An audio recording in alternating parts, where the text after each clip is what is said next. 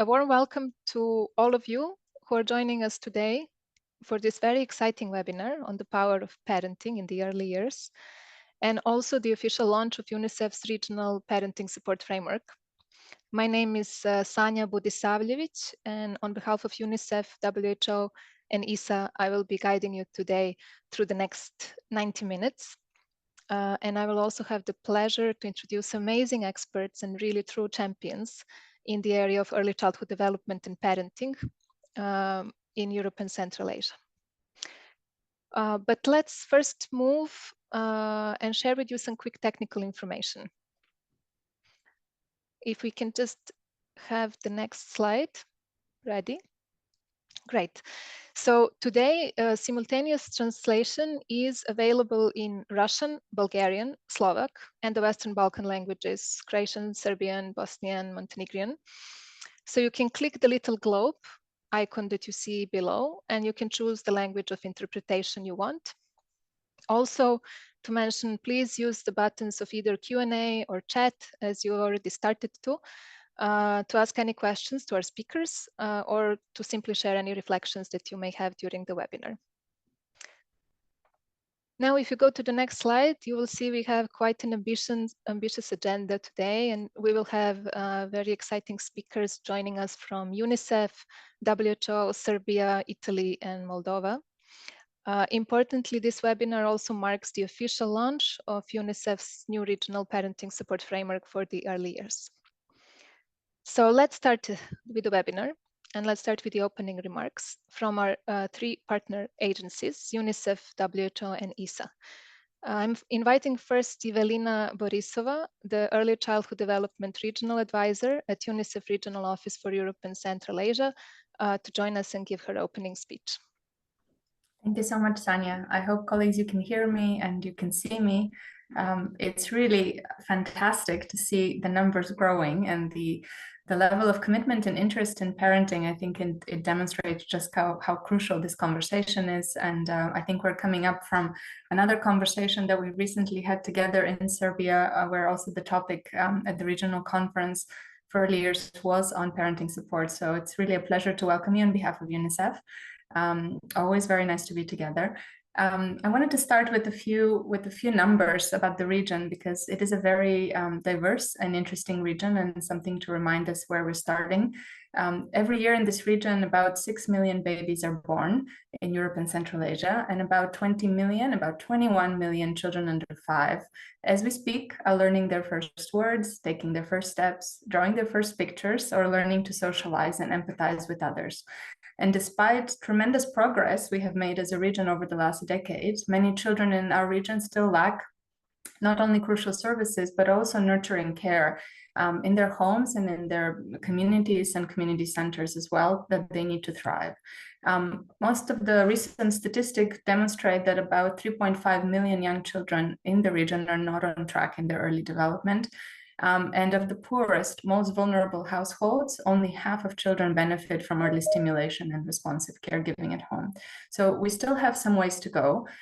We've also had decades of research, and we won't be able to summarize all this today, but we know there's so much research that have demonstrated again and again that the path of child's development starts at home with their parents, with their closest caregivers. From the earliest days of infancy, parenting influences child's long-term physical, mental health, social skills, relationships, school performance, and lifetime outcomes as well. And we also know that some parents may seem better equipped to take care of their children and to provide nurturing, responsive caregivers, while others might struggle a bit more. Nonetheless, all parents need support, regardless of their circumstances. Those of you who have been parents or who are around parents know that that's very much true. And some parents need even more support than others. And this support, unfortunately, is not universally available in the region yet. We could be that region. We have that ambition, and I think with you we can achieve this. But based on our latest survey that we conducted in June this year, we saw that more than half of the parents who needed support couldn't access it, didn't have access to it. So that's a big leap that we still need to make over the next few years. Supporting children to grow and thrive and supporting parents to support their children is central to UNICEF's mission. And we're very happy to be a part of this conversation and to be among partners who share the same dedication and commitment. We know that applying the knowledge of child development is crucial. And as specialists in child development and advocates for children's rights, we are very well positioned, all of us together, to really work on this agenda, bolster the support for parents across sectors, and bring all the key stakeholders together that need to really create an environment that can allow parents to do the most important job in the world, raising their children as best as they can. We're also very happy to provide and to offer this regional framework to governments, to partners, to all stakeholders who are in this conversation today, but even beyond today, as a way to create a more systematic and coherent approach to how we work with and support parents as well. And we're very happy that we get to share it today. We shared this framework already very briefly at the regional conference that took place 2 weeks ago in Serbia. I think some of you were with us there as well. For those of you who are with us, welcome again. It's always good to hear some of these conversations second time, and they settle more in the minds, and hopefully more catalytic actions will come forward. At the conference, we also launched a regional Belgrade Early Years Code to Action, which is really exciting, and it is aimed to accelerate the results for young children, and particularly for parenting support across Europe and Central Asia. I hope that colleagues will be able to put it in the chat while the conversation continues. But we also hope that many of you today will engage with this call to action, will see the relevance to your countries, and will also see the themes that you will hear about today well represented in it as well. We look forward to supporting you in the next steps. And over to Sanja. Thank you so much. Thank you, Eva. Next, we have the pleasure to welcome Martin Weber, who is the team lead for quality of care at WHO Europe.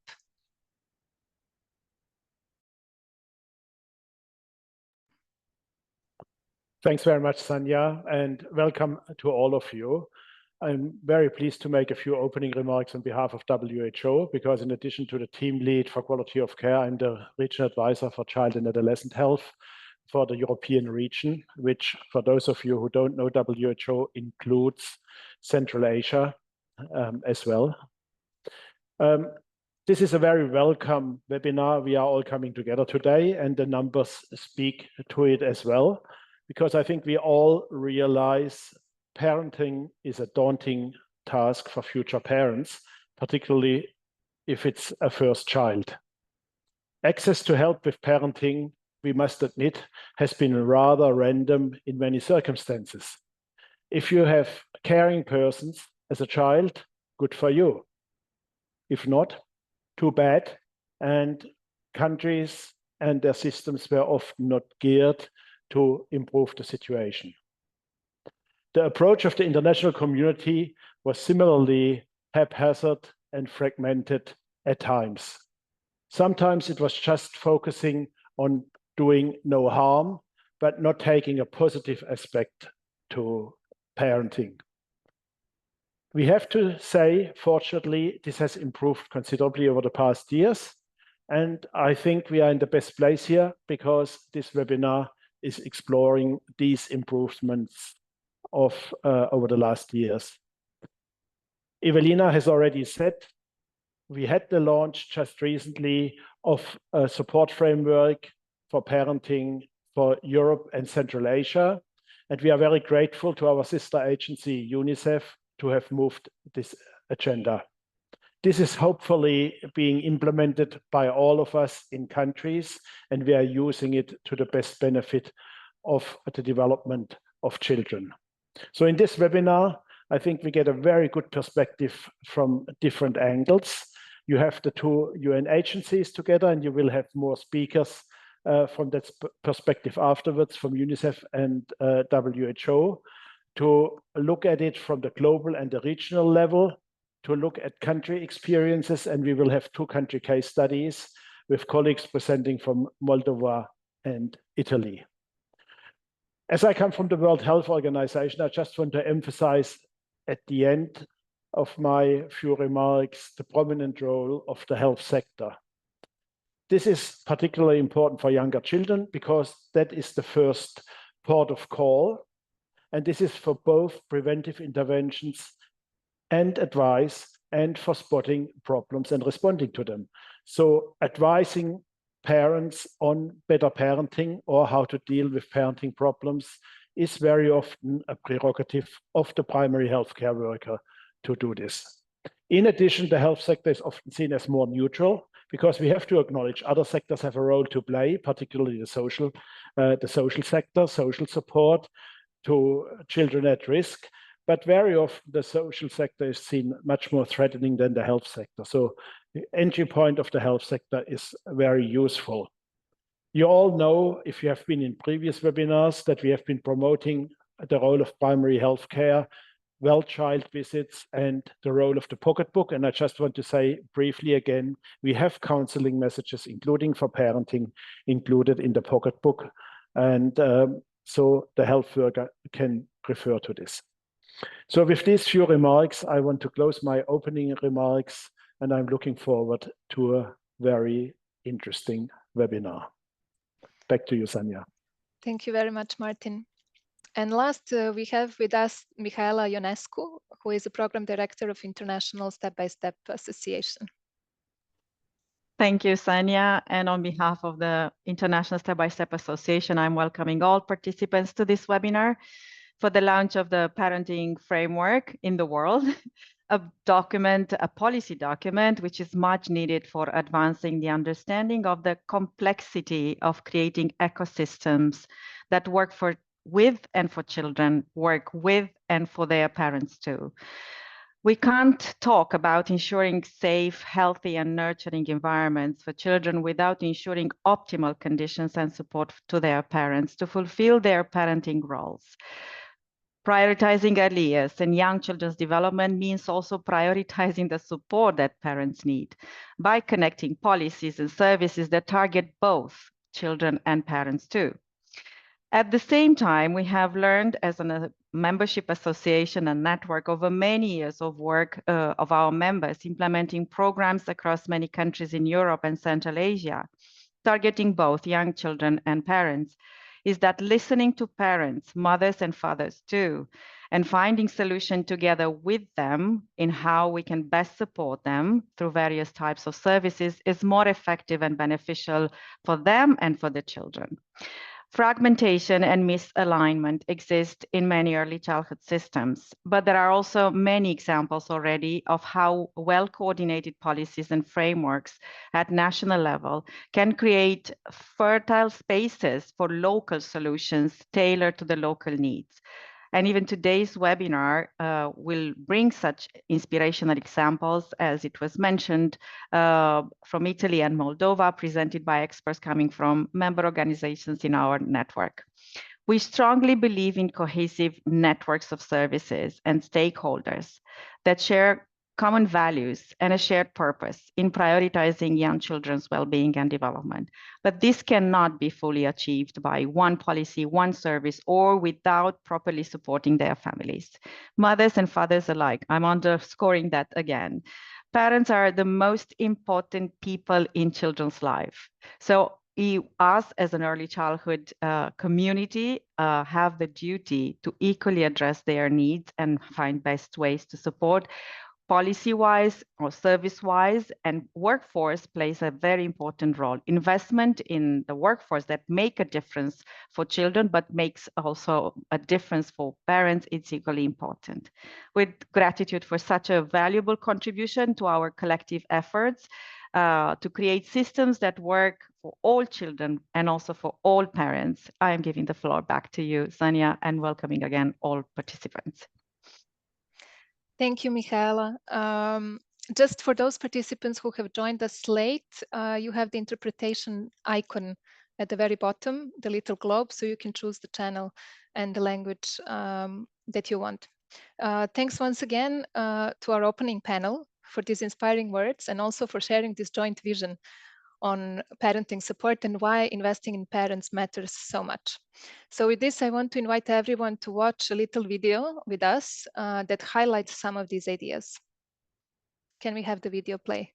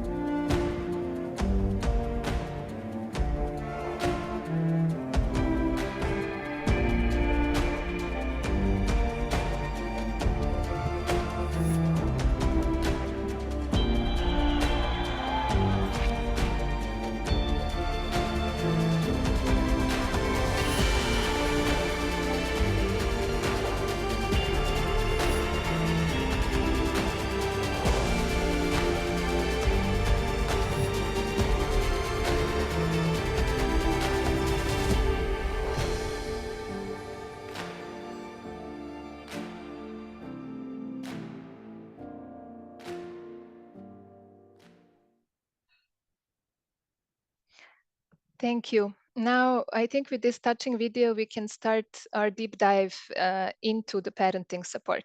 And I want first to spend some minutes to turn to the basics, and I would ask my colleagues to share the presentation again. And just discuss a bit why parenting matters so much, especially in the early years. And if we go to the next slide, I think we all know that science has been showing us over and over again that the early years are truly transformational for human development.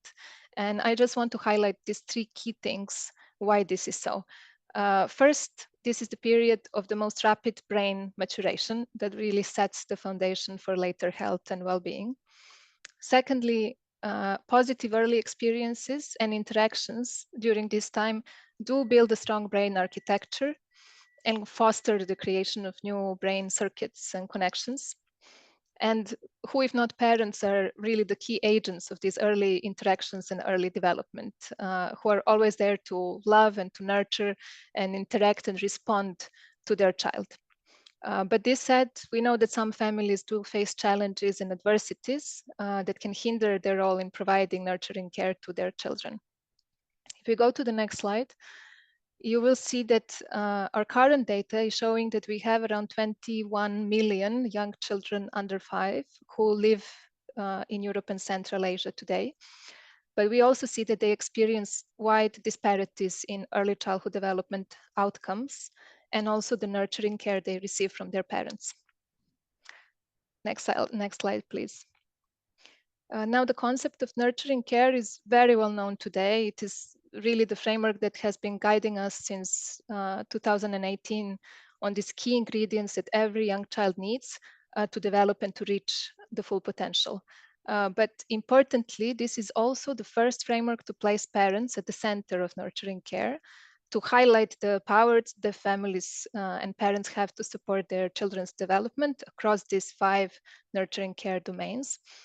And it also recognized that the wider environment, such as communities, services, and policies, do matter, and that ultimately what surrounds us also shapes us.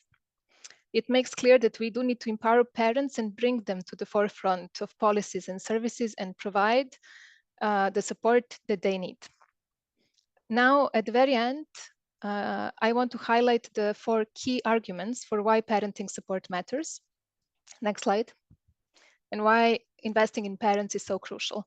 And they're the obvious arguments. The scientific one is clear, but it really highlights the need to act early during these critical years of child's life.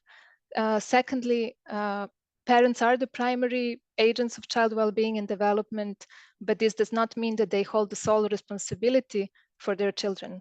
By the Convention of the Rights of the Child, parents themselves have the right to also be supported, and the government and the wider environment need to play a crucial role.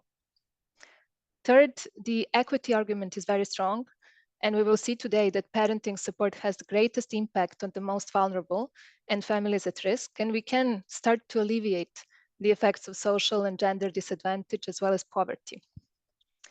And lastly, research is also pointing us to the strong economic argument in that the return on investment for government budgets and also social well-being is substantial. So overall, the arguments for investing in parents are clear.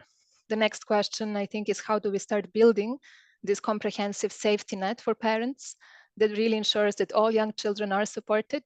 And what are the key ingredients of successful parenting support that each of us can take and adapt to our local contexts?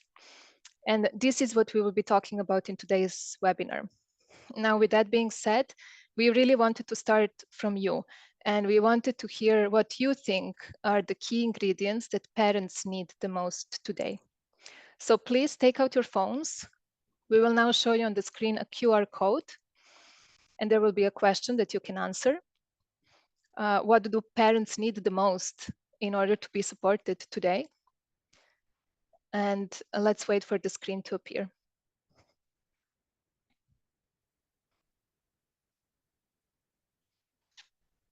But I think it is the other one with the QR code.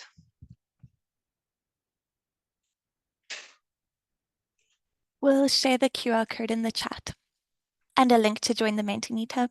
Okay, then my bad.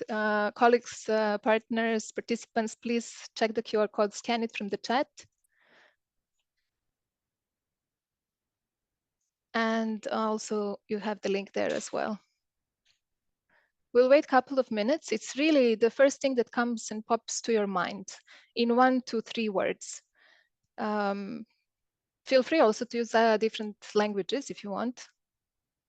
I don't promise that I will be able to understand it, but let's see what comes up.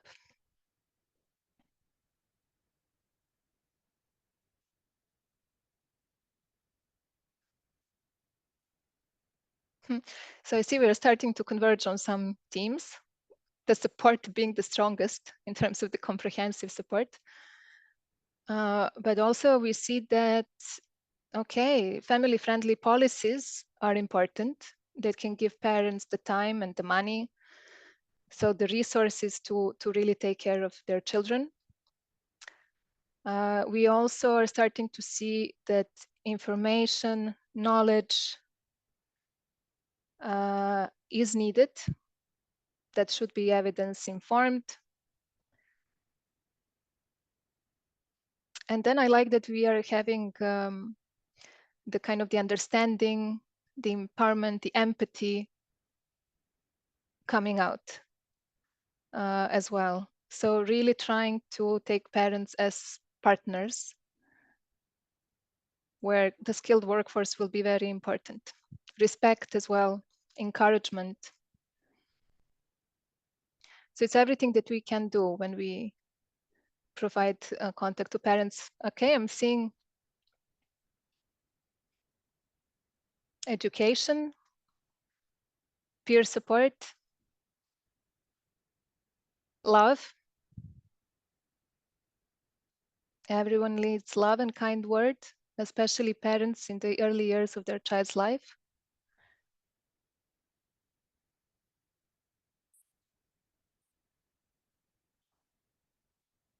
And a network, social support networks, community networks, they also do matter. I think we will finish with this, but it's really very nice to see that across all these different countries, we are converging on the similar things, and we see that there is no wrong answer, really. I mean, we need all of this to be supported. Parents do need this comprehensive system of support that includes all that you mentioned here, from information, from services that are supportive to enabling environment and family-friendly policies. I think what I wanted to mention is that in our region, the European region, there were these different types of parenting support that have been proliferating since the 1990s. But nevertheless, despite all the progress and this region really being the champion and leading in terms of the parenting support agenda globally, what has become obvious is that across and also within countries, there is still no common unifying vision on what effective parenting support should be. There is a great variability in how parenting support is understood, how it is being implemented across different countries, and also how it is being experienced by parents in the region. So this is exactly what drove the latest UNICEF's initiative and the development of the regional framework. And hence it is my pleasure to give the floor back to Evelina, who will present the regional parenting support framework for the early years, which is truly the first conceptual framework placed in the context of Europe and Central Asia, with this aim to bring a unified vision and give every child the childhood that they deserve, and also every parent the support they need. Eva, the floor is yours. Thank you so much, Sanja. I'm waiting for the slides to come on. It's so nice to see that so much of what's coming out from the Mentimeter is very much what we hear country after country when we ask this question. So we all seem to agree that parents need a lot of different kind of support. And as Sanja said, I think a lot of the impetus behind this framework was really to try and systematize the thinking from a policy and program perspective and from a really multi-sectoral perspective. How do we work in a more coherent and systematic way in supporting parents of young children? I wanted to start by first acknowledging that I am presenting on behalf of amazing colleagues and teams behind me who work tirelessly tirelessly on this framework, and it really is the kind of the product of the wisdom, the thinking, and the experience of a lot of colleagues across the region, and especially the work of the social behavior change colleagues in the region and early childhood development, of course, but also contributions from all sectors: education, social welfare, social policy, and health as well. So we've been working on this framework for, I think, over 8 months now, if I'm not mistaken, and a lot of amazing feedback has come from countries, also from national stakeholders, and I hope what I present today will resonate with many of you. The second thing I want to say before I start is this would be not a deep dive into the framework. This is a snorkeling of the framework, really a shallow dive, because we only have 10 minutes, and we really hope that it will give you just a kind of a high-level overview of how the framework is organized and what you will find in it. And then we look forward to engaging with you, and of course you reading into it and starting to work through it. But in 10 minutes, I'll do my very best to represent the amazing wisdom that has gone into developing this document. So over to the next slide. I think, Sanya, you've already made this very clear, but I like to use this line because it reminds us that when children are born, parents are born too. We often tend to think about children's development and all the milestones that children have in their first years of life. But just like that, parents also have their own milestones, and they're going through the first of everything. Those of you who've been parents, you know exactly what I'm talking about. And they are also developing as parents. So it's very much a very similar parallel processes that are taking place for children as well as for parents learning to be parents. So we're not all born ready to be parents, but we're all learning and learning every day as we continue. And in that journey for parenting, parents need, as you have told us in this wonderful Mentimeter, they need care, they need support, they need reassurance, a lot of empathy, but they also need very concrete services and policies that support them, and more broadly, a safety net around them to make it possible to put the conditions in place for them to really learn through this journey in a most effective and safe way for them as well. So the framework really acknowledges all of these needs, but seeks to build in a way a common robust system of support and services, or a vision for that system across sectors that places parents at the heart of that, specifically parents and their individual needs, because we know also not all parents are the same, just like no children are the same. So there is a variety and diversity of needs that also need to be taken into consideration. On to the next slide. I think we set the stage very clearly what the need is. In this region, we have at least 42 million parents. On the next slide, we also know that 3/4 of those parents really want support, and half of them are not able to receive it. And on to the next slide, I'm jumping quickly. We also know that when we talk to parents about what support they need, and even from the responses, we're talking about kind of 4 types of support streams, so to say. And I think this again came out beautifully in the Mentimeter. But when we start talking about the definition of parenting support, this is where the framework converges on. This is the common definition that we're putting forward. Parenting support encompasses information. This is basic information and knowledge sharing about parenting, about child development, around the importance of why parenting is so critical, and what can parents do in simple ways. This information should be widely available. Unfortunately, it's not reaching all parents yet. So this is crucial. Services. This is very, very important part of the definition of what parenting support means. Here we mean basic services like childcare, like home visiting, like availability of health facilities for parents to access support, early intervention services, programs. These are programs for parents to support their parenting and to support their family well-being as well. You'll know in a minute what I mean by programs, but these are a little bit different than services, yet very important to consider. And broader resources, community resources within the local areas where they live, resources in terms of grants, cash support, benefits for children as well, that are truly important in really supporting more broadly this bigger parenting process that parents are on as well. So when we think about parenting support in the context of this framework, we really take into consideration all 4 of these dimensions. If you go into the next slide, I think the quote on the bottom, which perhaps is too small for you to see, but I'll read it, really represents parents' voice about how they feel in terms of parenting support. This is a mother from North Macedonia who said, "There is no infrastructure to make parenthood easier. There's no content in the media on this topic. There are no available psychologists. Doctors and hospitals do not provide moral support, but rather try to blame. Society demands too much of parents, and men do not always help."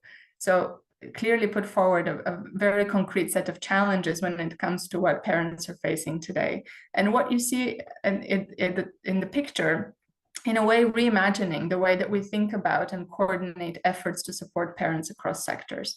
So how do we make sure that all services and all supportive structures that are there in touch and contact with parents over the course of their journey are there to actually support them, share a common language, share a common vision, and in a way also provide coordinated support system for them. So what happens through the health sector is picked up through the education sector and supported in a very enabling way through the social welfare sector, for example.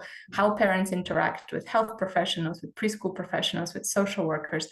Are they all sharing the same vision and understanding of why their role and support to parents as frontline workers is equally important?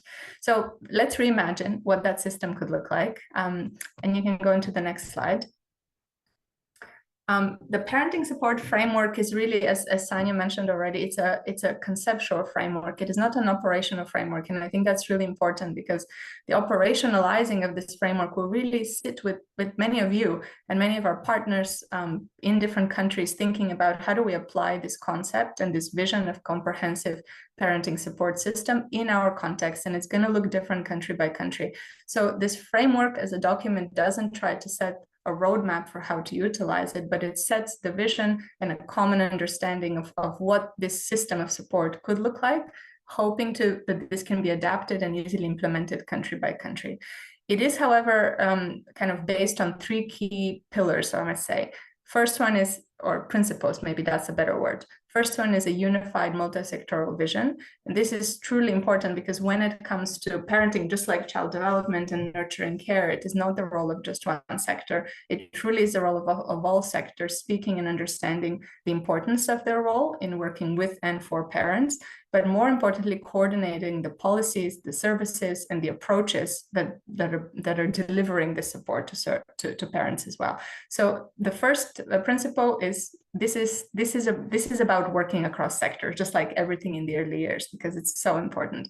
Second is it takes a system strengthening approach. So it's really looking to enhancing the capacity of existing systems and sectors, specifically services that are already very well available in many countries in our region, and strengthening those and capitalizing on them and creating more of a catalytic approach through the system itself. So not so much kind of setting smaller initiatives here and there, which is still very important in terms of innovation and learning.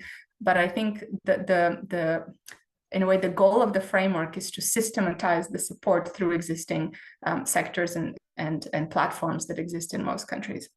And the third very important principle is leveraging social behavior change, guidance, lessons learned, everything we know about how we actually change behaviors, how we support parents to change their behaviors towards their children, towards services, and towards themselves as well. And just as important, how do we use social behavior change to support changing behaviors of frontline workers, of policymakers, of those who are in charge of setting policies for parents and children as well. So those are the three key principles. And again, with the broader chapeau that this is a conceptual framework. Now I will walk you through the three key building blocks of the framework, and we'll step back at the end and talk about how do we use this, right? So next slide. I hope it's the slide I'm remembering is perfect. Yes. So first building block of the framework are parenting behaviors. We start with parenting behaviors because they're truly crucial. What are we actually trying to support parents to do more, better, differently, right? And again, this is a little bit different country by country, but by and large, even in looking at the nurture and care framework and the broader understanding that we have about parenting behaviors, you're going to find a lot of commonalities around these behaviors. What's really transformational about this part of the framework is that we've unpacked parenting behaviors in three dimensions. We're talking a lot about caregiving, And here, this should sound very familiar to you, because a lot of times we talk about supporting parents to care for their children better, to play, to stimulate, to breastfeed, to nurture, to make sure that their child is going to bed on time. All of these are caregiving behaviors, right? Really, really important for child development and really aligned with the nurturing care framework. Then we look at self-care, which is truly important and especially crucial, since COVID and since so many of the challenges that parents have been facing more recently and the uncertainty. This is about paying attention to the mental health and well-being of parents themselves and supporting their well-being in addition to the well-being of their children. And then the third one is support seeking. So really supporting parents to understand the importance and the value of services that really support their children and their families as well. This could be working with parents to understand why preschool is actually a very good service for them to seek, demanding some of those services when they're not available in their community, immunizations, home visits, you name it. But basically supporting and empowering parents for them to demand and to seek and to understand the importance of services for themselves and for their children. And when you put these three behaviors together, I think you have a very comprehensive set of support of behaviors that really all services and programs need to be taken into account: caregiving, self-care, and support seeking. If you take one of those out, if you're just focusing on caregiving and support seeking, but not on self-care, we may not be as successful as, really taking a more comprehensive approach towards this. If you go to the next slide, I'll walk you through the second part of the framework, which is really the heart of the services, right? Here we're talking about quality services in support of parents. This should be pretty familiar to some of you because, at least at UNICEF, and I know also at WHO and other agencies, we use the pyramid of support quite a bit to really talk about universal progressive support. What does this mean? All parents need support. That's the universal layer. We should be able to reach every parent in every country through population-based information or through support to parents, through parental counseling in particular, that is integrated in routine services through the health sector, through preschool and childcare services, and through social welfare as well. That's the universal support layer. So that should be non-negotiable. And I think this is where we still have a bit of work to do as a region, because even that layer is not quite solid yet. If we get that right, however, it's not enough. You need to go up the pyramid, because some parents will be good with that universal support, but many parents will need additional support. That's the targeted support layer of the pyramid. This is where we're looking at parents and families with more specific needs. These are parents and families that have some vulnerabilities that would require more intensive and slightly more tailored approach to supporting them. Single parent households, refugee parents, parent with a child with disability, you name it, parents living in poverty, for example. So for those parents, you may need to think, and we may need to think together, of providing additional, more targeted support through individual sectors, through more systematic parenting programs that exist in their communities, through working with local governments to create a little bit more system of additional resources and community support, different ways to tackle that. And as you go up the pyramid, there will be a set of families, and often these are the families that we're most concerned about, because they're the ones who need the most intensive and the most coordinated and integrated support across the sectors. They often have multiple deprivations. Children may have multiple difficulties and needs, and would require much more intensive support, in a way, much more coordinated and intensive support across the sectors. A good example here could be early childhood intervention services. And I think we'll hear from colleagues from Moldova later, perhaps, on how they're managing and providing the services for this top part of the pyramid. But not only, there are other circumstances where this intensive multidimensional support would also be relevant. When you step back from the pyramid, I hope that you're starting to think, how are we in our country right now, through the work across the sectors, able to provide this support from the universal to the most progressive part? What kind of programs do we have right now, nationally or perhaps subnationally, that speaks to these layers of the pyramid, that we can start mapping and thinking about what needs to be strengthened? Where are the gaps for parents? Are they at the universal level? Are they intensive level? Do we have enough targeted support that can really speak to the need of more individual approach to parents? And where do we stand in terms of the quality of those services, which of course is really the clincher in all of this. So if you go to the next slide, I want to walk you quickly through, just look at the middle part of the pyramid, because we're already giving you the whole framework here.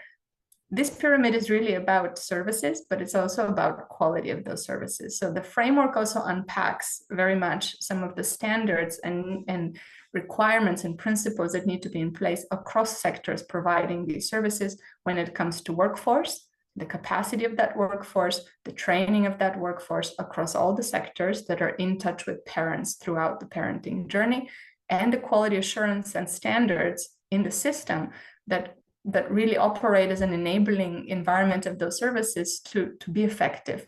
And we all know, I mean, this is not true just for parenting support, but for all services for children, that having services is one part of it, but ensuring their quality and equity is really where we see the biggest results. So when we think about parenting support, in addition to keeping in mind this universal progressive support pyramid, we also need to be thinking about the policies, the standards, and the workforce that come together to ensure that these services are actually delivered as effectively as possible for what parents actually need.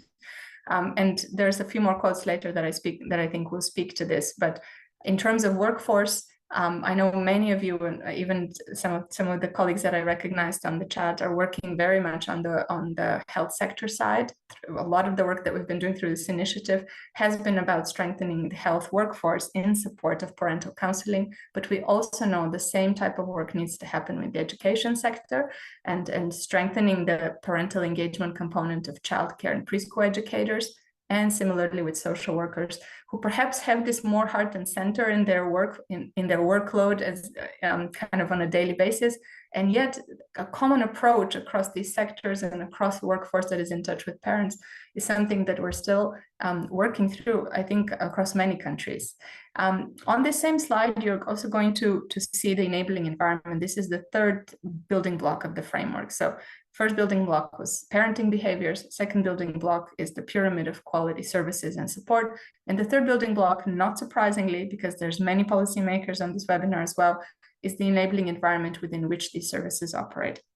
We cannot have this pyramid come to life unless we have legislation and policies within health, within education, within social welfare, when it comes to parenting support and these services.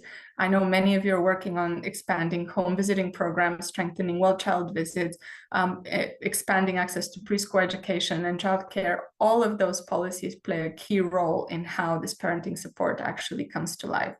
We also know that these services will not come to life unless there's clear leadership across ministries and some level of coordination, so that this pyramid, especially as you go up the pyramid, the coordination across ministries and counterparts really begins to gel. And we see that the support to parents is not siloed.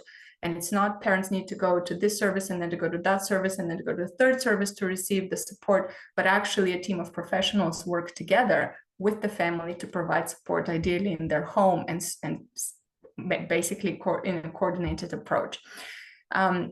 You also see on this slide financing.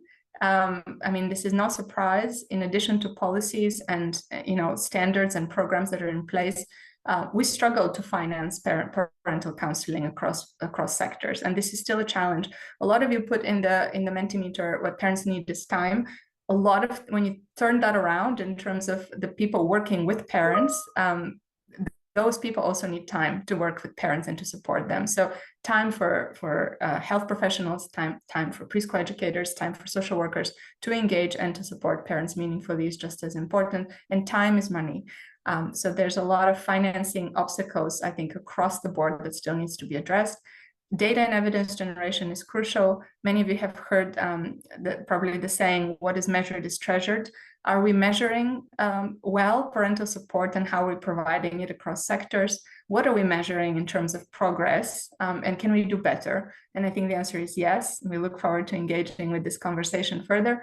And very importantly, are the social and gender norms really nationally, subnationally, in the community level that really guide this work? how do we shift the needle on how we understand the importance of parents and how we support them? I think this is a broader movement. I think we're on this movement together, but there's a lot more work that needs to be done. And I think many of you are working in this quadrant in particular to really change social and gender norms when it comes to supporting parents and enabling some of these policy and service changes to take place. If you go on to the next slide, I think it really just emphasizes where I started, the multi-sectoral approach to the entire system of support. We're used to thinking about, plans within ministries of health, plans within ministries of education, social policy. This region has gone so far in the last 5 years in bringing a whole of government approach vision to the early years. The exact same parallel thinking needs to happen for parents. So when we talk about multi-sectoral approach to early childhood, I hope we're also talking about a multi-sectoral approach to supporting parents. Those are slightly different services and programs that need to put into place for parents. But again, the role of these 3 ministries and more ministries in some countries also needs to be fully acknowledged and come together. And I think the last slide in this presentation is a slide that we borrow from our wonderful Serbian colleagues. It is really demonstrating kind of the journey of parenting. Imagine it as parents going through their journey of raising their children and knocking on different service doors, from antenatal care to home visiting to maternity, to pediatricians' offices to nurseries and childcare.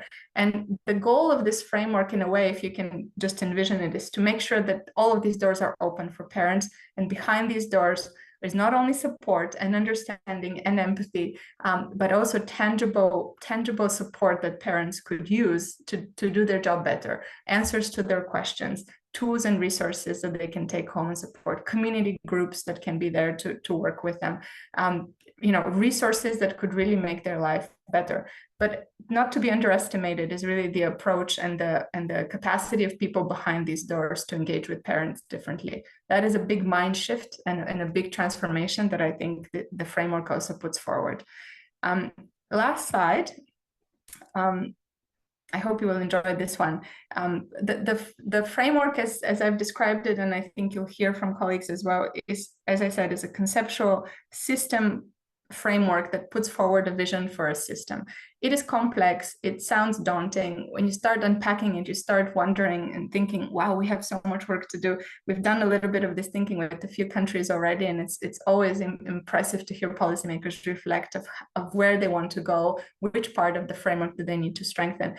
It could be quite overwhelming, but I think this quote, very nicely sums up some of the simplicity of it as well. Sometimes a smile is enough, says a mother from Serbia, and sometimes one step in this direction is enough as well. So I want to leave you with a message about the framework. We hope that you will look at it carefully. We hope that you won't be overwhelmed by it. We hope that you would be inspired by it.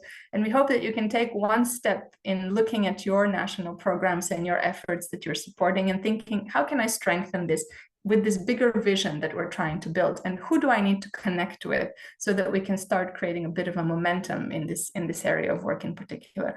And we're here to support you, and there's a lot of learning ahead of us, but I hope that this resonates with many of you and look forward to engaging further. Thanks, Sanja. Thank you, Eva. And I think we have an animation to share on the framework.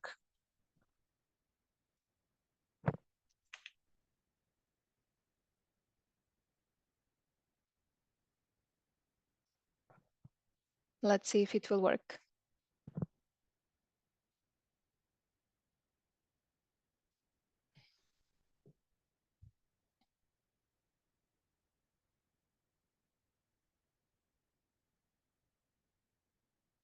Jennifer, is it okay? Or are we experiencing problems with the animation? It's coming now. Thanks.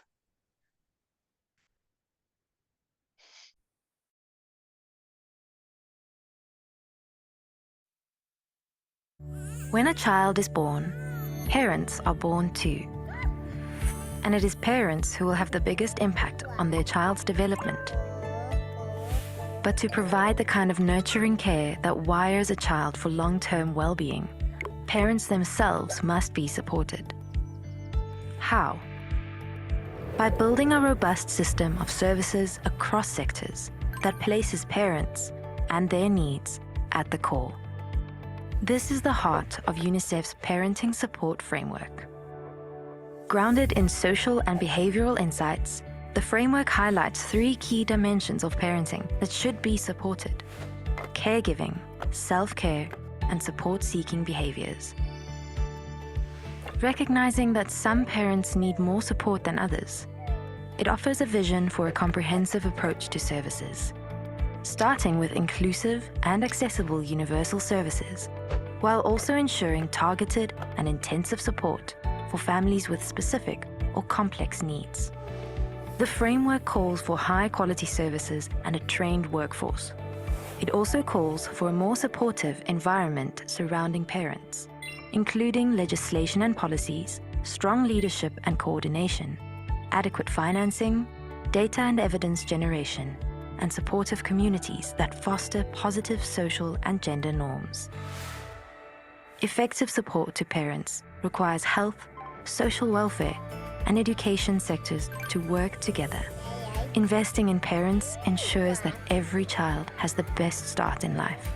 For every child, empowered parents.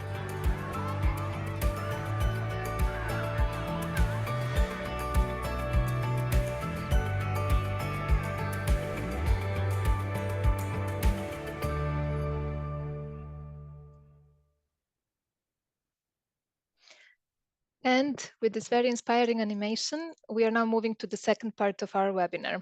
But I just want to mention that the link for the framework and also to the animation has been shared with you in the chat. You will find there the executive summary. The full report is coming next week, but we will be sharing it together with the recordings and all the presentations of the webinar. And now we are transitioning to examples of best practices across Europe and Central Asia. And first, we will be hearing from Serbia and Italy about effective multi-sectoral parenting support. But I think before we do, we wanted to also share another nice video that highlights how to support parents. Can we play video 2?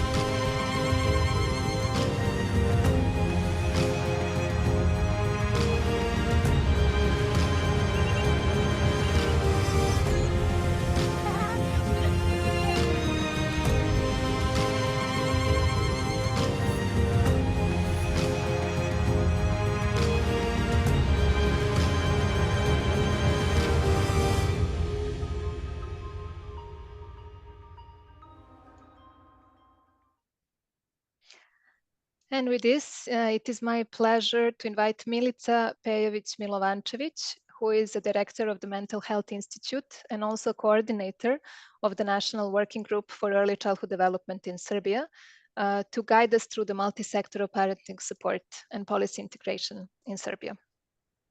Milica, the floor is yours. Hi, everyone. I hope you can hear me. Sanja, thank you very much for this invitation. And I'm very happy and very proud that actually I can present you what Serbia did in last 15 years. And that's the reason why we call this multi-sectoral parenting support and policy integration 15 years long journey of Serbia. So as you can see, our journey began 15 years ago when for the first time we professionals, so with the great support of UNICEF, received basic knowledge about the importance of early development. Until then, dealing with children was focused exclusively on monosectorial work. We were very proud on our practice, we doctors, educators, but all one were worked separately, not together. Next slide, please. So, however, even then, limits were noticed and the impossibility of only one system to provide support. And it seems to me that the first systematic intersectorial dealing with the children started even before 15 years ago, when we created for the first time working group to support those kids who were abused and neglected. And then we got a model that we actually implemented in the early childhood development interventions and all other activities. Also, we did some major changes in the educational system and the social protection system. We started promotion of preschool education, inclusiveness as a basic right of every child, deinstitutionalization. So we have some preparation process before we start our new move. However, it took time to make a change in the minds of experts, and this is where, in my opinion, healthcare changed its paradigm the most, for which it took a time to accept that a centric view of the child through the prism of having or not having a diagnosis is something that has been overcome and insufficient, and for the very support that children and their parents. So for my opinion, that was the first paradigm change, changing the model from pure medical to more psychosocial. Then we also find out that when that change was made, that, and this is still in process, to be very honest, that these other changes that follow, and for first of all, the support for children is looked at through the multi-system solutions, and now also transdisciplinary, and that is the parent who needs to be strengthened and supported in the earliest year of children's life. And I call this second paradigm change from unisectorial to transdisciplinary approach. And this was carried out in the systematic and pyramidal way through the education of experts from abroad. We have training of trainers, colleagues from Portugal, for example, came and gave us their view how they deal with this issue. And then through the further education of our pediatrician, home visiting nurses, and then other like education, social work, and etc. Next change which actually happened was in 2016, when we had the national program from improving early childhood development. And this is when the government proposed this, like Ministry of Health give this proposal, and it clearly defines the need for the health system to work in cooperation with other systems like education and social protection, especially with regard to the most sensitive families. So what was about this national program? It was about education of parents, early recognition of developmental risk and difficulties, also introduce and use of instruments for assessment and monitoring of child development, introduction of screening procedure, provision of early intervention according to the modern paradigm, and etc. So this kind of happened almost like 8 years ago. What was also important that in 2017, we conducted the situational analysis, and this was very important to see where we are and what we need to actually do even more. And as a result of this situation analysis, in 2018, we have a call to action. It was kind of support for the development of children in early childhood, and that was signed by the Ministry of Health, Education and Social Protection, and those people who are working in the Council for the Rights of the Child. And this was a very important document, and the key goals were very clear. Parenting support, accessible preschool education, and upbringing for each child, safe childhood, improvement of children's health and nutrition, intervention in early childhood, and political and institutional consolidation. And then, at the end, we have this third paradigm change, which was in that way formalized, a call of action. It was a definition of early intervention. So in order to detect and alleviate difficulties and obstacles in development as soon as possible, it is necessary to identify children and families who need support early. So identification must be where the child lives or where their parents seek services. So the method and plan of work with each child should be based on an assessment of his functionality. And this was also huge change, because it's not enough only to diagnose something, it's also need to assess the functionality of the child. So experts agree that it's necessary to support development of a unique individual support plan for the child and family that includes unified services. And these services are providing a family-centered approach, which you can see here on slide as well. And these are tailored to the individual needs of children and in their national environment, family, peer group, and community. So next slide, please. So since then, the creation of, so this is kind of animation slide, so you can click up till it's better. So since then, the creation of the working groups that deal with children and their development implies intersectoral cooperation, and each action, back to the slide, yes, and each action implies the presence of the minimum of 3 systems with a constant number and reminder of the importance of local communities. So this is also very like a 4th thing which we don't need to forget. It's about the local communities and their capabilities to deal with early childhood intervention. And since 2019, a new model of family-oriented early intervention has been implemented. And up to now, we have that in early intervention teams, 15 out of 25 districts for now. And for example, only in last 1.5 years, intersectoral body for early development and parenting were formed in 36 local communities districts, and which was also introduced new measures and allocated additional budgets. So financing, that's what Evelina says, was really important. Next slide. Now we are yes, next slide. Now we are looking forward of the opening of the center of the Center for Early Development. Back slide, just to show. Yes, so this is going to be our new Center for Center for Early Development and Inclusion in Belgrade, and we hope this center will even improve many other activities, and I hope this is going to be good for all our children. But we have challenges, and there are many challenges, of course, but I like summarize only like what is those who are peaks. So frequent political changes then do not allow everything imagined and agreed to be implemented. The necessity to introduce all changes in sectorial policies and laws and bylaws and ways of working, and each sector has its own pace, of course, and the level of development and its own priorities. But when consensus is reached, such as integration of services into family-oriented intervention, we hope there is a way. Because of this partiality still by sector, mainly in the law and these kind of bylaws, sometimes we think it's better to have a law on early intervention. And I hope this is something that we're going to do in the future. Also, human resources. To implement the model, we need people who have their own workplace and their own salaries are needed, of course, and for the whole Serbia, not only in the big cities. And even we have 500 people who are educated in family-oriented intervention, we are still lacking of the workplace for them. So we need to change law and to find place where those guys and girls will work in the future.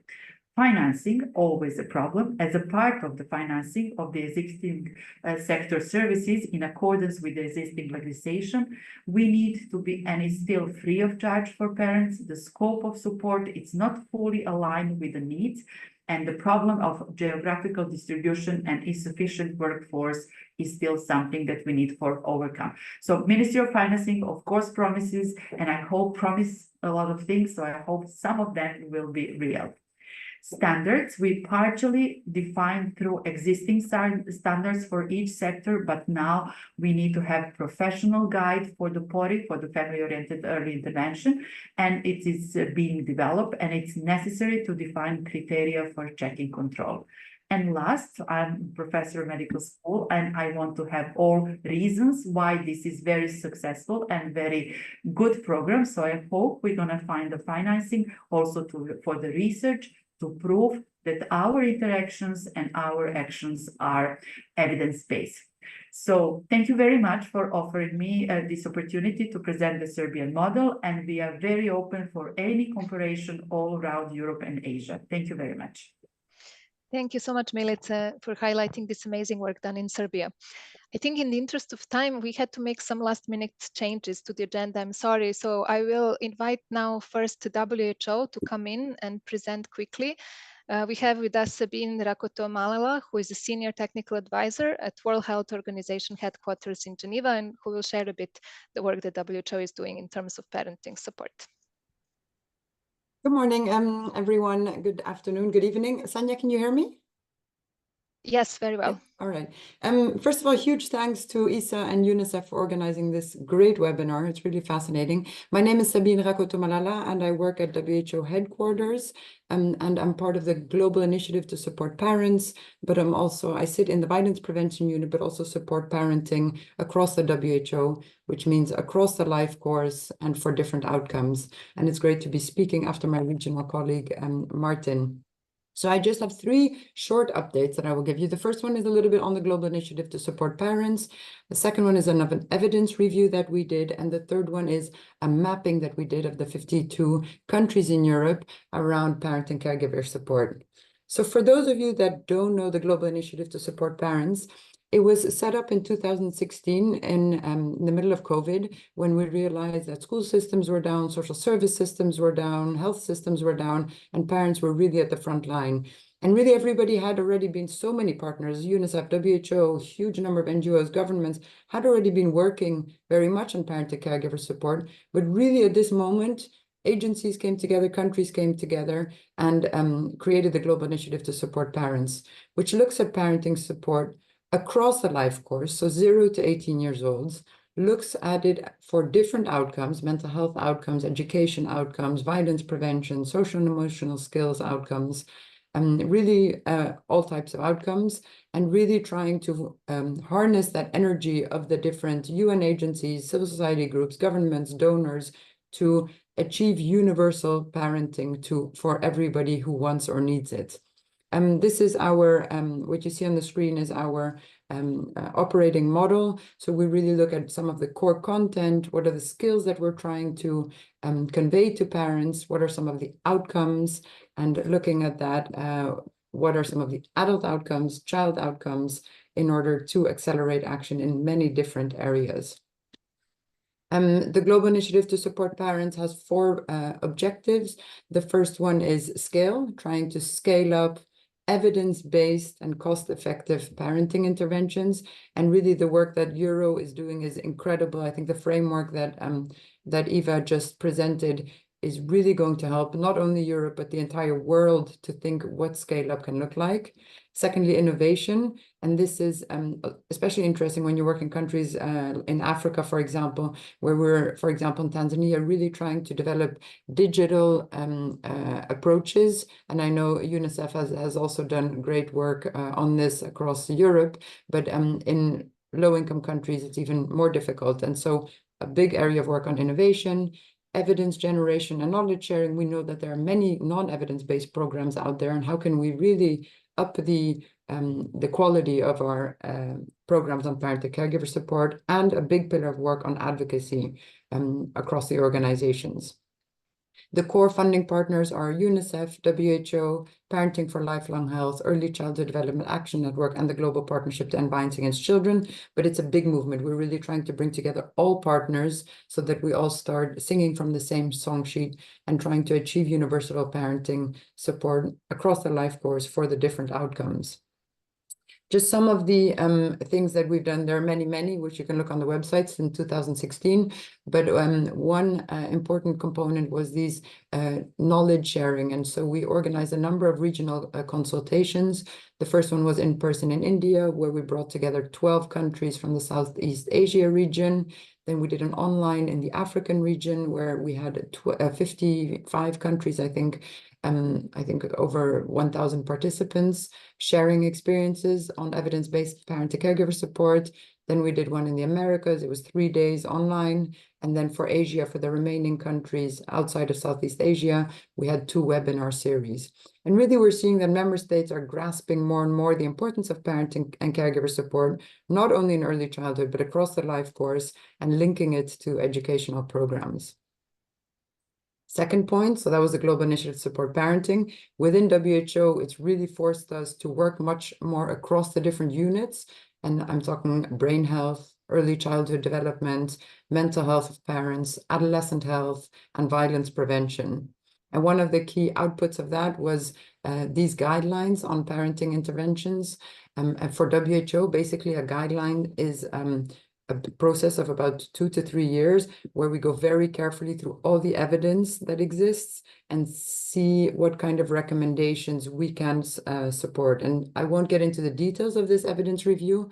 You can see the link here, but just to give you an idea that we have such solid evidence today on different parent and caregiver intervention components. So for the early childhood, the middle childhood, later years, high-income countries, middle-income countries, and low-income countries. Lastly, and this is probably what's of most interest to most people on this webinar, is a mapping and scoping review that we did of experiences in Europe and Central Asia. I really enjoyed hearing the Serbian example, and I look forward to the Italy example. But we were very interested with the UNICEF regional office and the WHO regional office, of course, to understand. We know Europe is way ahead, 2 decades ahead of the other continents, but what are they actually doing in terms of parent and caregiver support? And I'm just giving you a sneak peek because it hasn't been published yet. We'll do an official launch probably after the summer. But some of the things we're seeing, and this is mini, but for example, we're seeing that some countries like the UK, like Ireland, like Netherlands, Spain, have the highest number of parent and caregiver support programs, between 10 and 15 programs. So we basically have a massive Excel sheet, which we'll also be sharing on the website, where you can go country by country and see what the interventions are, in which languages they exist, what are, for which age group, what are their intended outcomes, and so on. What I'm presenting now is a little bit of summary of those findings. And just this in itself, it's interesting to see that the UK, Ireland, the Netherlands, and Spain are very high in terms of parent and caregiver support programs being provided. Also, the age range, when we look at in Europe, most of the age range is 0 to 6 years old, so more than 50%, which is great. But I have 2 teenagers, and I can tell you, I wish I had a parent and caregiver support program, especially with schools today and the online space. So, you know, is this what we want to keep, or do we want to actually start increasing programs around early adolescence? It's useful to have this data so that we can see what we want to achieve as countries and as a region. Another interesting finding was the target audience. So obviously, and thankfully, most programs target both mothers and fathers, 84%. However, we know that fathers often don't go, and maybe we should have more programs that target fathers specifically so that we can destigmatize fathers attending these programs. But it's really great that in Europe, most programs target fathers and mothers. Around the world, mostly they target mothers and not fathers at all. And then in terms of the risk groups, we see that 29% target parents in general. And actually in Europe, most of them have very targeted risk groups like foster parents, low-income parents, migrants and asylums, Roma and travelers. Again, for me, as a parent living in Switzerland, I would say I wish this was 100% reaching dark blue, reaching parents and caregivers in general. We could totally destigmatize this field if, like a driver's license, everybody feels that they can access these support programs, rather than when you actually already quickly associated to a parent in difficulties. So again, this is an interesting finding. We need to see what we would do about it as a community. Then the platforms for delivery, again, I found this one interesting, and I've just extracted a few of the most interesting findings, but 37% of the programs provide national support. Others, it's decentralized, so at regional or municipality level, 41%, and some are on pilot sites. Again, ideally, you would have blanket programs that are provided to everyone across the country, and then the different regions or municipalities can also add additional ones.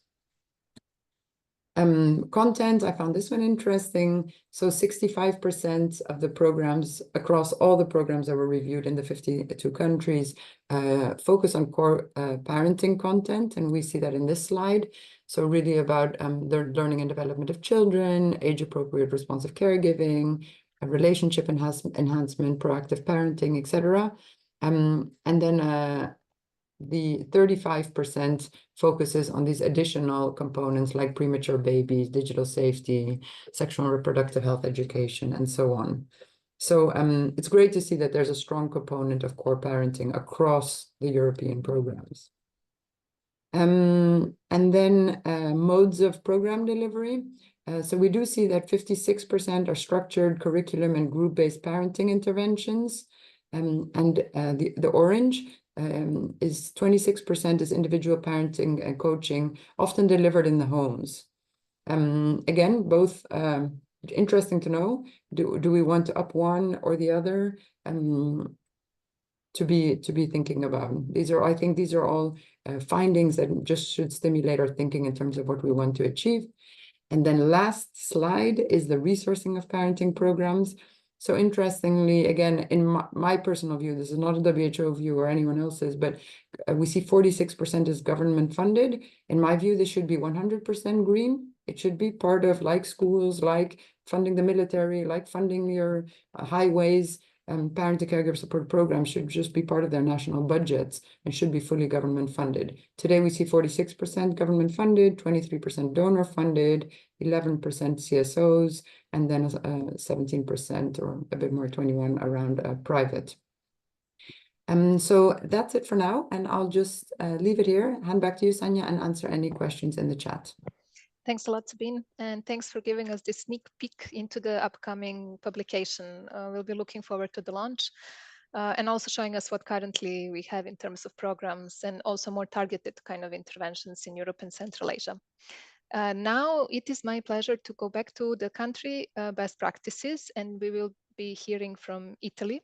So I have the pleasure of welcoming Giorgio Tamburini, who is the president of the Center for Child Health, and who will be sharing with us the Italian experience and perspectives in terms of this multi-sectoral parenting support and what this means. Well, good afternoon to all friends and colleagues. Can you see my screen or? Not yet, it is black. Not yet, because it was Hi, visible. Giorgio, we can see your screen, but you're at the end of your presentation. So if you just scroll back to the beginning.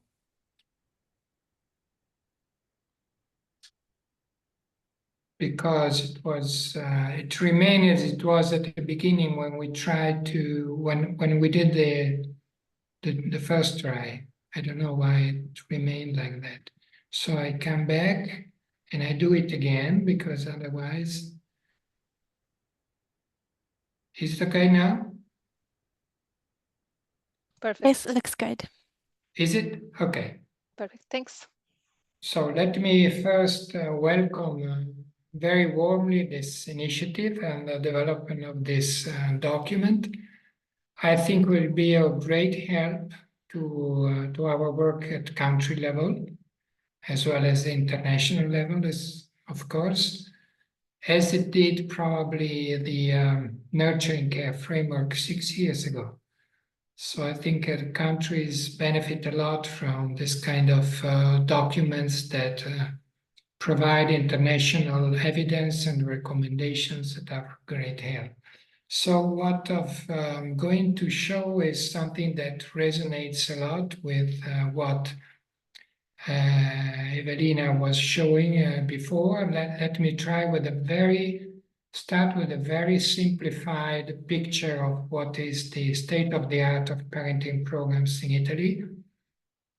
We have recently, just 2 years ago, introduced a program for fragile families, which is just a kind of intensive services with multi-problematic families.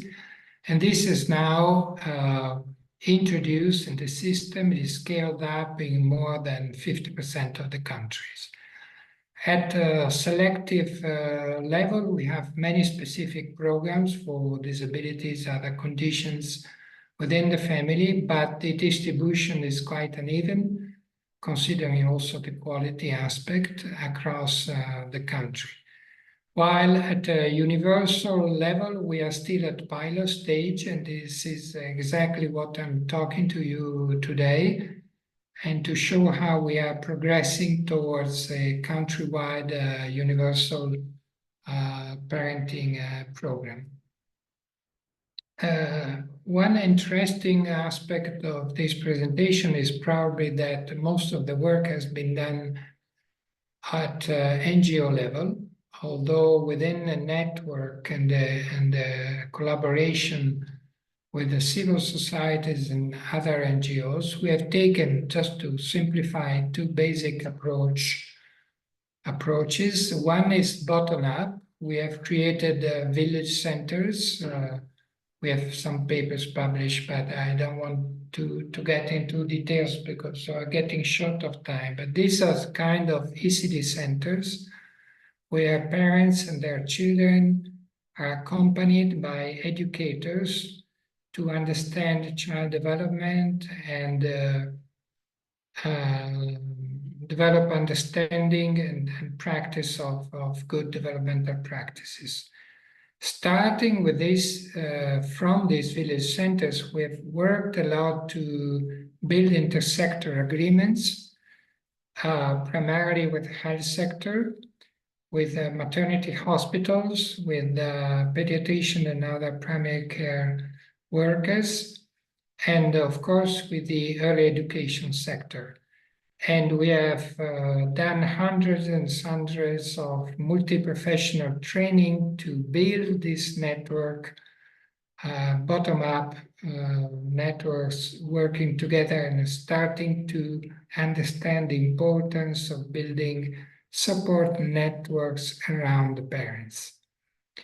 But in the last 3 to 4 years, we've taken also a top-down approach, working with municipalities, small and big cities, where we helped and provided technical and methodological support to municipalities to set up a coordinating mechanism where the different sectors are called to identify common plans, common languages, around the parenting support issue. The Villaggio per Crescere, which I mentioned before, these ECD centers now have about 20 centers scattered all around Italy, but the numbers is growing. These are managed by us as a lead organization, but in collaboration with the municipalities. And within municipalities, we, as I just said, we build these multi-sectoral networks to create these, what we call 0 to 6 integrated multi-sectoral approach to parenting support. I skip on this slide, just shows that this is a universal approach, it's open access. It requires a joint participation of parents and their children. It is facilitated by professional educators. But let me come to the most interesting, very recent development. We are working now with the Ministry of Labor and Social Policies to a countrywide program for parenting support, which will be conveyed through municipalities, either single if they are big, or consortia of municipalities if they are small, for an average population of 50 to 200,000 inhabitants. This program has 3 main pillars. The first, of course, is the 0 to 6 integrated coordinating mechanism.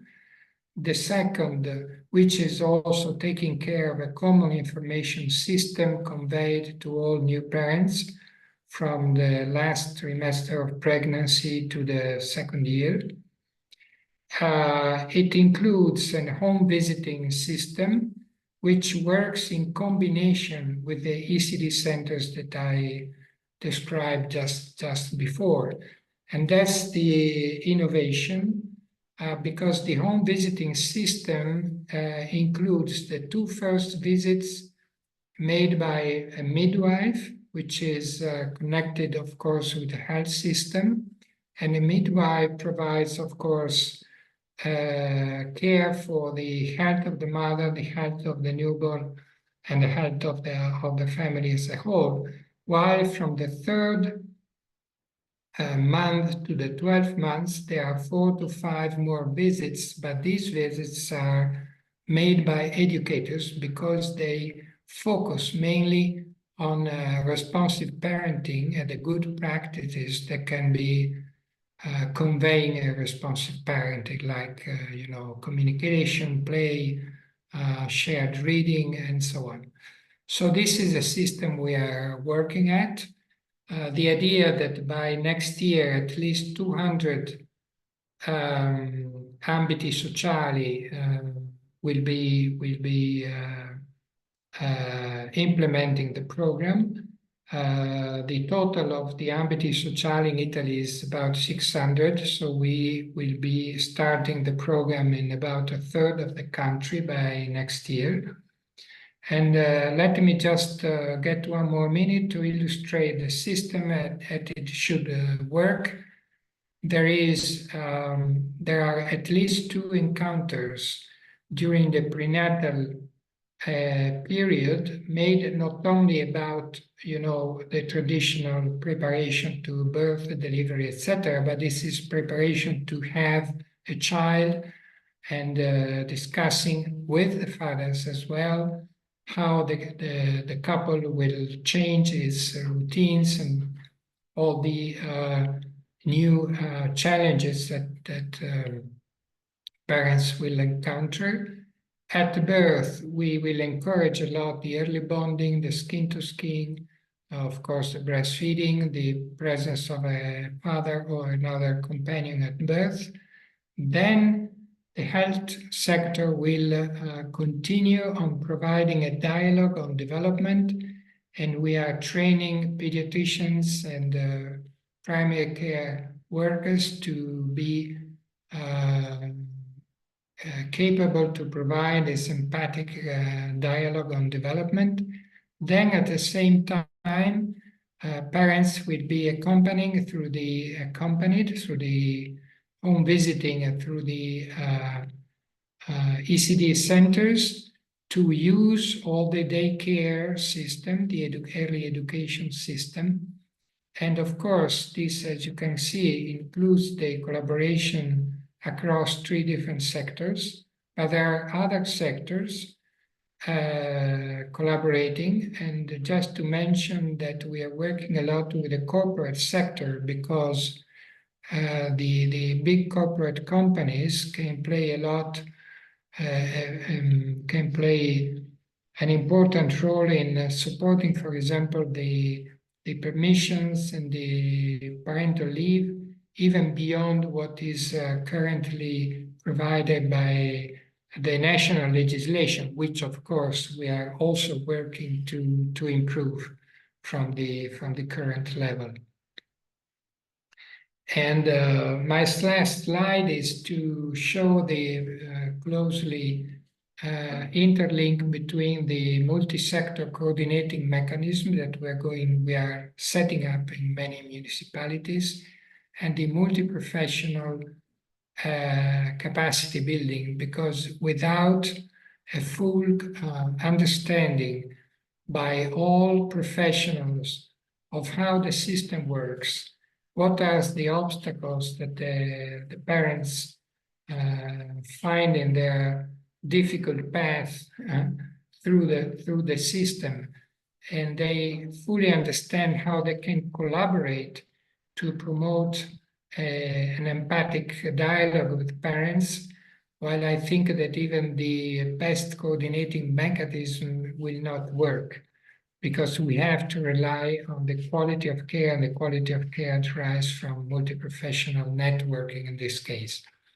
So have had to be very, very short, but I thank you for this opportunity to contribute to this very important event. And thank you a lot. Thanks so much, Giorgio. I think you will see in the chat that Evelina has put the call to action that was mentioned previously. So you can find the PDF there. And for the sake of time, I think we need to move. Our final speaker is now coming from Moldova, and she will highlight the support that parents receive when children are at risk or with developmental disabilities or delays through family-centered early childhood intervention services. So I invite Daniela Bordeanu, who is a director of the National Institute on Early Childhood Intervention, UNICEF, to join us and to share their experience. Daniela, the floor is yours.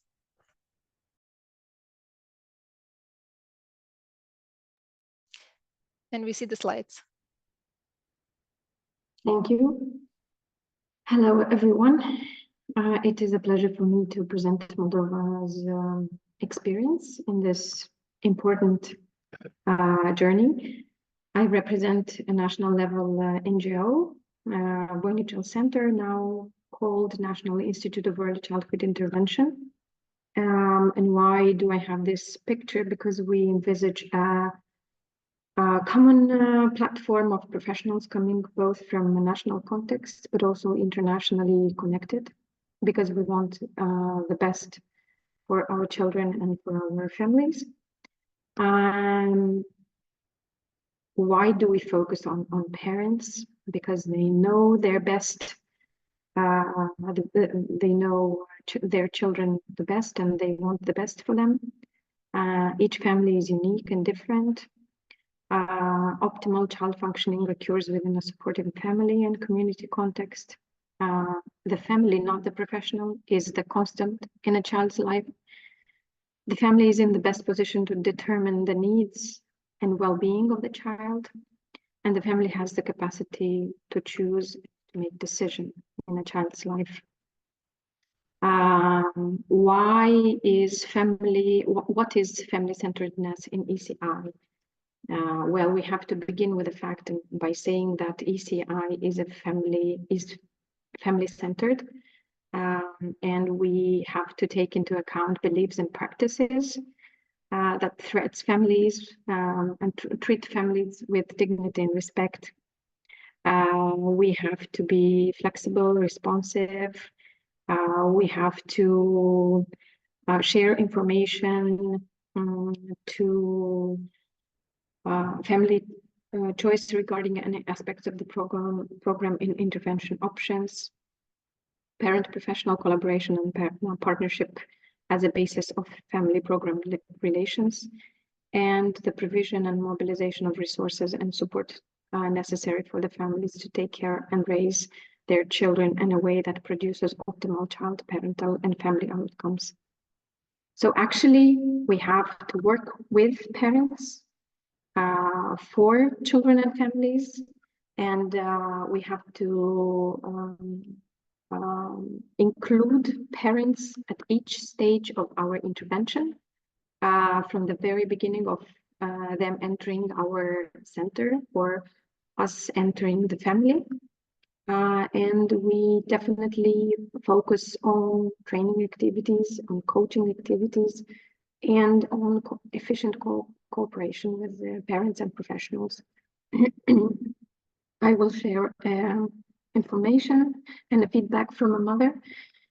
She mentioned that she really appreciated the support that she received from our team of experts, but she mentioned that actually the psychological support and the hands-on approach, you really showed me how to do. You really showed me a concrete ways of playing with my child. So thank you for being in such a beautiful bond with me, my child, and the things that we need, accept, and like.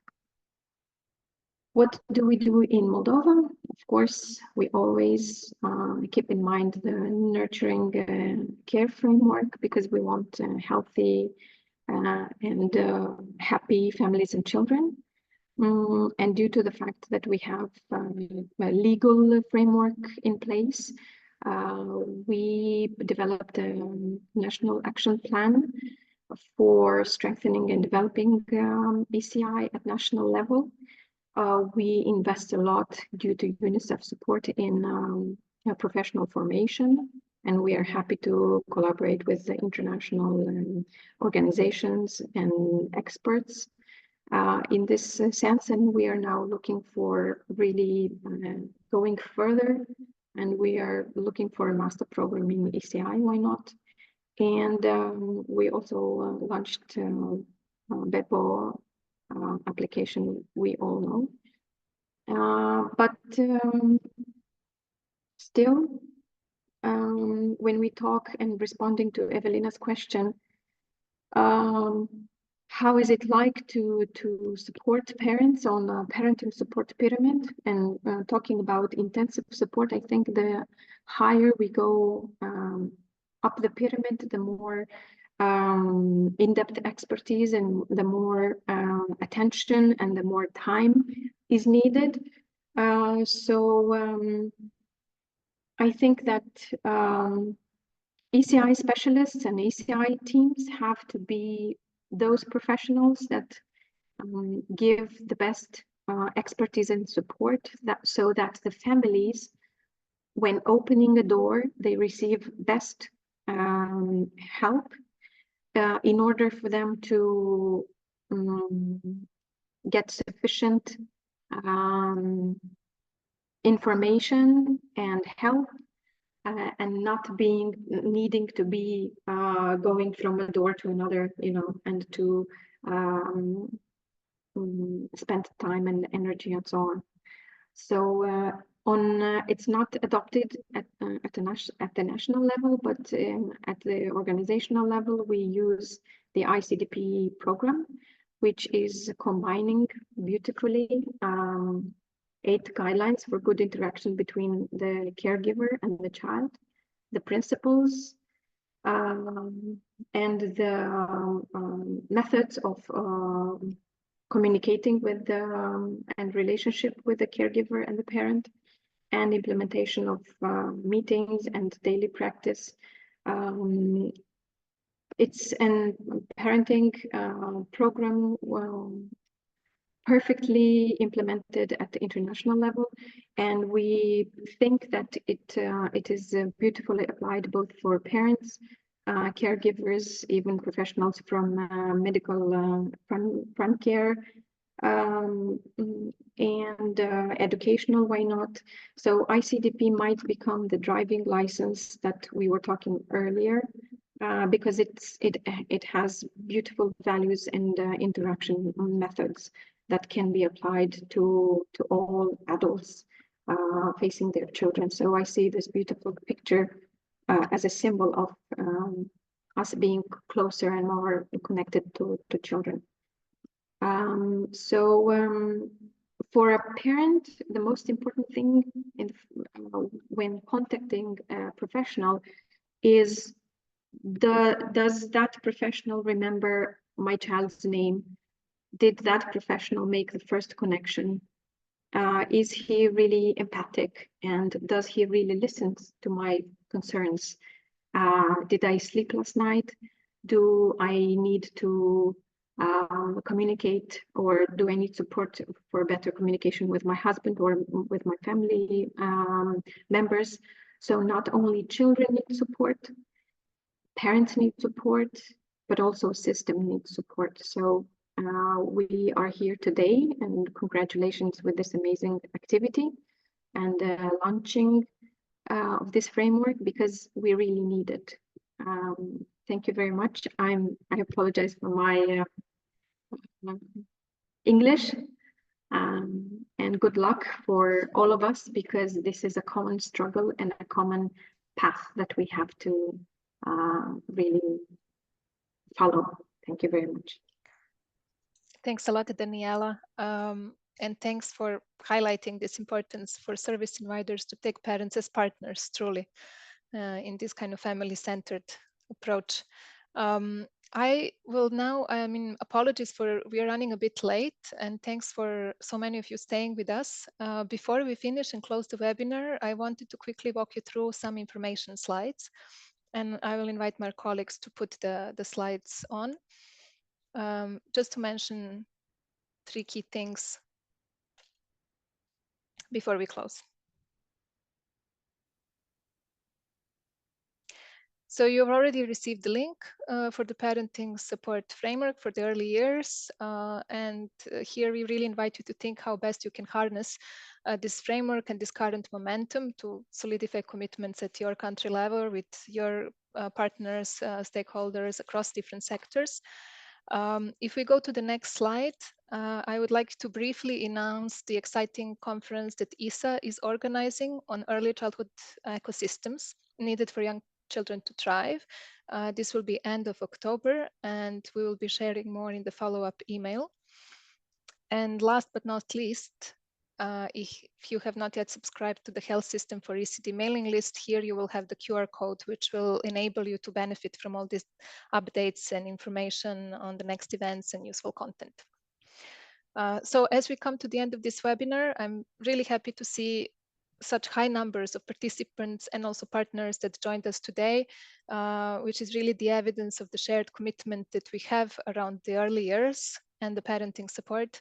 And it has become clear that parents do need a comprehensive package of support and these universal progressive services that can be tailored to their individual needs and that can also empower them with knowledge, skills, and resources to provide nurturing care.